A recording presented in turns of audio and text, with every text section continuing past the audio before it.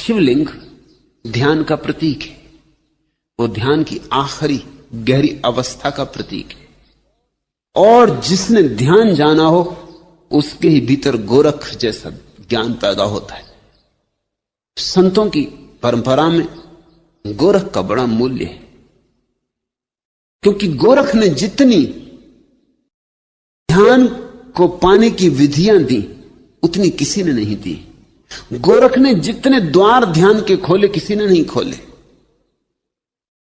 गोरख ने इतने द्वार खोले ध्यान के कि गोरख के नाम से एक शब्द ही हमारे भीतर चल पड़ा, गोरख धंधा।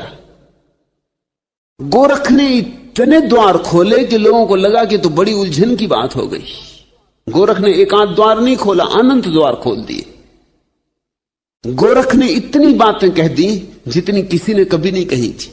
बुद्ध ने ध्यान की एक प्रक्रिया दी है, विपस्सना, बस पर्याप्त।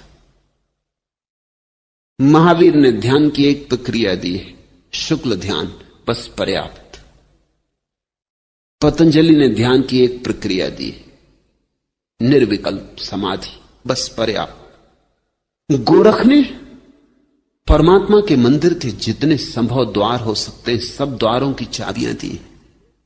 लोग तो उलझन में पड़ गए, विभूचन में पड़ गए, इसलिए गोरख धंधा शब्द बना लिया। जब भी कोई विभूचन में पड़ जाता तो वो कहता बड़े गोरख धंधे में पड़ा हूं।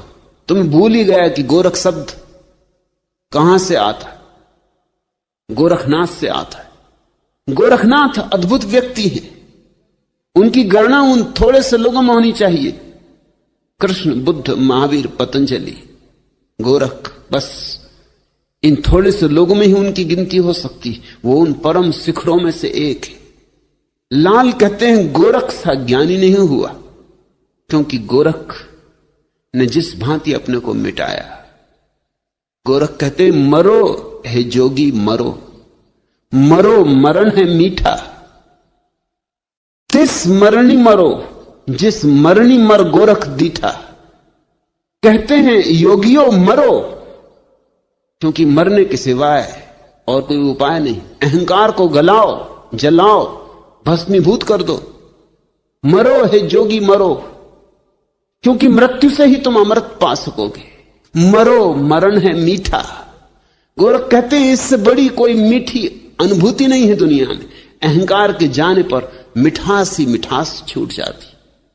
अहंकार कड़वा है, नीम सा कड़वा है। अहंकार जहर है और हम उसी जहर से भरे जीते, उसी को हम जिंदगी कहते हैं।